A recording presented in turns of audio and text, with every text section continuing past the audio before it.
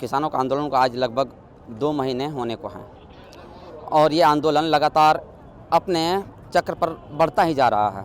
और जो किसान हैं उनकी स्थिति जो दिल्ली से सटा बॉर्डर है गाजीपुर, वहाँ पर लगातार बढ़ रही है और आज महिला दिवस भी किसान मना रहे हैं। तो दूसरी तरफ जो किसान भारतीय संगठन के किसान भारतीय यूनियन के जो नेता हैं सुनील बाल्यान भारतीय जी, वो हमारे साथ मौजूद हैं। हम इनसे पूछेंगे कि आखिर जो ये अपने नाम के आगे भारतीय लगाते हैं, ये किस कारण से लगाया जा रहा है और क्यों लगाया जा रहा है। सुनील जी, आपने जो अपने नाम के पीछे भारतीय लगाया आगे, वो क्यों लगाया? देखिए, हमारे देश में जो हम देख रहे हैं पिछले 70-75 वर्षों में जितनी भी राजनीतिक पार्टियां हैं, उन्होंने हमेशा धर्म के आधार पर बांटा है इस देश को, वर्ण के आधार पर बांटा है। तो इसलिए हम लोगों ने एक मुहिम चला रखी है पूरे भारतवर्ष के अंदर कि हम लोग किसी भी व्यक्ति के साथ जाति, धर्म, भाषा, लिंग या क्षेत्र के आधार पर किसी भी तरह का कोई भेदभाव नहीं करते। हम अपने नाम के साथ भारतीय शब्द जोड़ते हैं, क्योंकि भारतीय जनता पार्टी वाले कभी चौकीदार लगा लेते हैं, कभी चौकीदार चोर है, कभी कुछ बना देते हैं। तो हम लोगों ने एक मुहिम चला रखी है कि हम लोगों ने उस जाति से ऊपर उठ करके, और जो ये सारी जितनी पार्टियां है, भारतीय जनता पार्टी जैसे ध्रुवीकरण की राजनीति करती है, उसको हटाने के लिए, उसको समाप्त करने के लिए, पूरे देश को एकजुट करने के लिए, जैसे यहाँ किसान मोर्चा है, सब अपने भाई है, कोई जाति धर्म कुछ नहीं है, यहाँ पे सब किसान है। इसलिए हमने मुहिम चालू कर रखी है पूरे देश के अंदर। चलिए, ये तो ही आपके नाम की बात, लेकिन आज जो सुप्रीम कोर्ट ने टिप्पणी की है, दिल्ली पुलिस को कहा है कि आप लोग का जो आंदोलन है, जो आप परेड करने वाले हैं 26 जनवरी को, ट्रैक्टर रैली जो निकालने वाले हैं, उसको लेकर सुप्रीम कोर्ट ने कहा है कि दिल्ली पुलिस को यह बताने की ज़रूरत नहीं है कि दिल्ली पुलिस को पुलिस एक्ट में कितनी शक्तियां दी गई हैं। कहने का तात्पर्य है कि सीधा सीधी सुप्रीम कोर्ट ये कह रही है कि पुलिस अपनी कार्रवाई कर सकती है अगर आप लोग अपनी रैली को निकालते हैं। तो इस पर क्या कहेंगे आप? देखिए, संविधान ने हर किसी को किसी न तरह की शक्ति दे रखी है, और रही पुलिस की बात, पुलिस को भी जो शक्तियां हैं वो दी हुई है, लेकिन पुलिस अपनी शक्ति को समझ नहीं पाती। ये चलती है सरकार के इशारों पे। सरकार इशारा करेगी, बोलेगी तो डंडा परेड है, नहीं तो नहीं। लेकिन एक बात बताइए, अगर हम 26 तारीख को तिरंगा लगा करके दिल्ली के अंदर जाएंगे, क्या वो संविधान में नहीं है? क्या वो तिरंगे का अपमान नहीं होगा अगर वो हम जाने से रोकेंगे? क्या भारत के नागरिक जा नहीं सकते दिल्ली के अंदर? हम जा सकते हैं। भारत के नागरिक इस देश के किसान हैं। इस देश की जीडीपी में सबसे ज्यादा हिस्सा हमारा रहता है। इस देश का 80% व्यक्ति किसान है, और अगर हम लोग भी दिल्ली में नहीं जा सकते तो कौन जाएगा? इन जो नेता लोग बैठे हैं और जितने पुलिस वाले हैं, किसान, ये नेताओं को तो किसानों ने चुन के भेजा है, और जो रोकने वाले हैं पुलिस वाले, वो कौन है? वे किसानों के बच्चे ही तो हैं। बड़े बड़े कमिश्नर उनको ऑर्डर देंगे, वो अपने माँ बाप के ऊपर तो लाठियां चलाएंगे, लेकिन वो चलेगी कब? जब सरकार इशारा करेगी तब। लेकिन अगर पुलिस को अपनी सही शक्तियों को पता है तो सबसे पहले तो नेताओं को ढंग बैठाओ ना, जो उनसे ऊपर से इशारा करते हैं, बताते हैं कि भाई इन लोगों को नहीं घुसने देना, वो करना। पुलिस अपने हिसाब से खुद करो, अनुशासन में आकर के देखे कर लेगा। लेकिन ये सेंट्रल गवर्नमेंट के अधीन है, हमें पता है चलती कहां से है, बटन वहां से दबेगा तब पुलिस आगे चलेगी। सुप्रीम कोर्ट ने जो कहा है उस पर क्या कहेंगे आप? देखिए, सुप्रीम कोर्ट का जो फैसला है वो सर्वमान्य मानते हैं, हमेशा से मानते हैं, क्योंकि उससे बड़ा न्यायालय हमारे पास नहीं है। लेकिन आज भी कुछ देखने को ऐसा मिल रहा है, जैसे किसानों के हित में जो इन्होंने बात की है, अभी एक कमेटी बनाई, उसके अंदर वही लोग उन्होंने इकट्ठे किए, जो 4 व्यक्ति है, जो हमेशा से उस बिल के समर्थन में है। तो अब तो कुछ ऐसा होने लगा कि हमें अपनी सुप्रीम कोर्ट पर भी थोड़ा शक होने लगा कि जो सरकारी पार्टी, जो सरकारी हमारे महकमे है, वे लोग भी, और जो हमारी कोर्ट है, वो भी शायद कुछ सरकार के इशारों पे चलने लगी। चलिए, बात तो ये सुप्रीम कोर्ट पर रही, लेकिन दूसरी बात यह है कि कल कृषि मंत्री ने खुलेआम कह दिया कि हम अपना बिल, मतलब अपना जो कानून है वो वापस नहीं ले रहे हैं। यही देखो ना, ये कितनी बड़ी तानाशाही है इन लोगों की। यानी कि हम बिल वापसी नहीं लेंगे। क्यों नहीं लेंगे भाई? क्यों? जिद पड़े हुए हैं ना, उनकी नाक के सवाल की बात है ना। तो क्या इस देश का किसान, वो तो लोग जिन लोगों को कृषि करने का नहीं पता, जिनको खेती करने का नहीं पता, वो लोग तो बैठ करके वहाँ पे कानून बना रहे हैं, और फिर कहते हैं हम वापसी नहीं लेंगे। ये कौन सी बात हुई?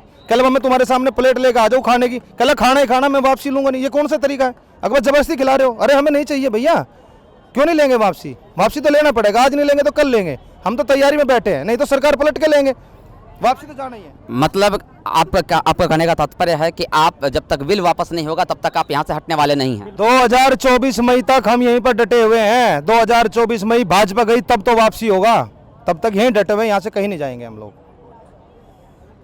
मैं अपने कैमरामैन से बोलूँगा कि वहाँ कुछ मटकियाँ रखी हुई है, उसको दिखाने के लिए, और उसके बारे में मैं पूछूंगा सुनील जी से कि आखिर ये मटकियाँ कहाँ से आई हैं, क्यों आई हैं और इसमें क्या है।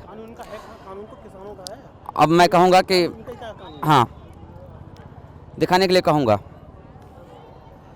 सुनील जी, जो ये मटकियाँ आई हैं, जो जिसमें ये मिट्टी रखा हुआ है, कुछ में फूल लगाया हुआ है, ये आखिर कहाँ से आई? इन मटकियों को ध्यान से देखना, हर मटकी के अंदर मिट्टी होगी जो देश के अलग अलग ज़िले से आई हुई है, और हर ज़िले से मिट्टी आई हुई है, जगह जगह से आने लग रही है। हर आदमी अपना समर्थन दे रहा है। हम लोग भी अपने गांव से अपनी मिट्टी लेकर के आ रहे हैं, अपने खेत की मिट्टी, ताकि हम उस मिट्टी को देख करके यहाँ पर पे अपने खेत के दर्शन कर सकें।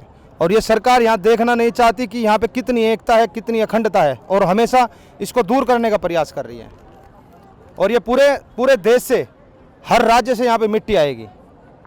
ये अब जब हमने मुहिम चला दी है और हर राज्य से मिट्टी आ रही है यहाँ पे। मैं अपने कैमरामैन को बोलूँगा कि इस अखबार को दिखाएं अपने कैमरे पर।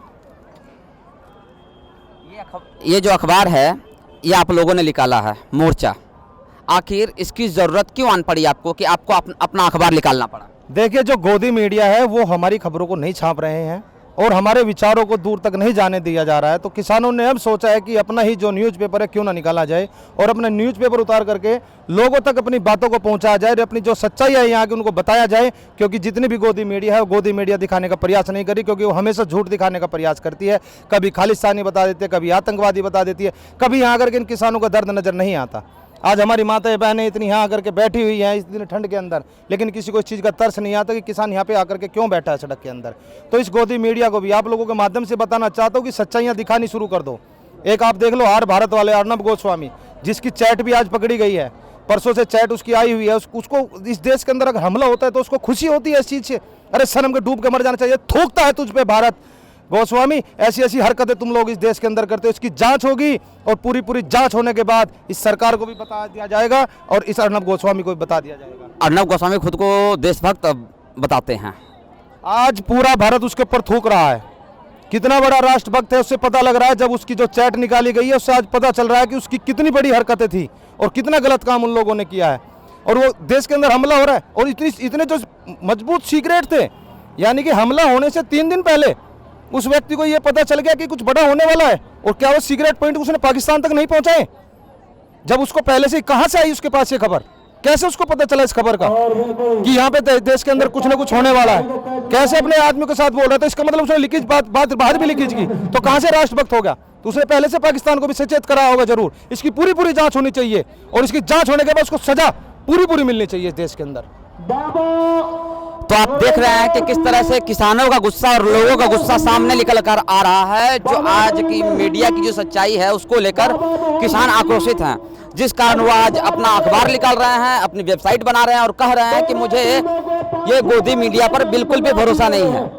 आज हर किसान देश का हर किसान ये बात कह रहा है कि मुझे गोदी मीडिया पर भरोसा नहीं है। और दूसरी तरफ किसानों का जो आक्रोश है, आज जो सुप्रीम कोर्ट ने कहा उस पर भी उन्होंने कहा है कि वो हम तय करेंगे। देखते हैं कि दिल्ली पुलिस हमारी बातें मानती है या नहीं मानती है।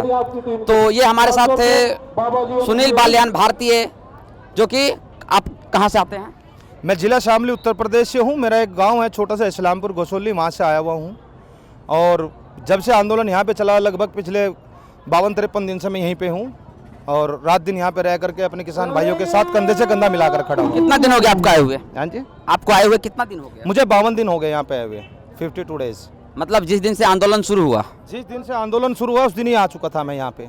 बीच में अपने खेत में 1-2 बार खाद वगैरह डालने गया हूँ, बाकी नहीं तो अड़ग यहीं पे खड़ा हूँ।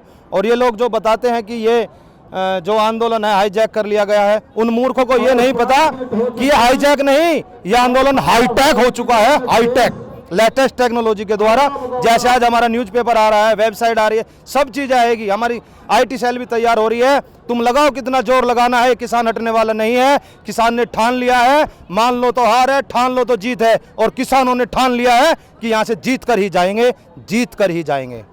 तो ये थे किसान बाल्यान, किसान समिति, भारतीय किसान समिति के जो नेता हैं वो, और वो अपनी बात रख रहे थे। उन्होंने कहा कि जिस तरह सुप्रीम कोर्ट ने फैसला दिया है और जो दिल्ली पुलिस कह रही है और जो सरकार कह रही है उसको ये लोग किस तरह से देखते हैं, इन्होंने खुद बताया। और दूसरी बात, किसानों ने, सबसे बड़ी ये है कि किसानों ने अपना एक पत्र निकाला है, उसका नाम है मोर्चा, और उसमें वो अपनी बातों को रख रहे हैं, अपनी बातों को निकाल रहे हैं और दूसरों को बता रहे हैं कि अब हमें गोदी मीडिया की ज़रूरत नहीं है, हम अपनी बात जनता तक खुद पहुंचाएंगे। गाजीपुर बॉर्डर से अंशुरंजन, कैमरामैन फारूक के साथ।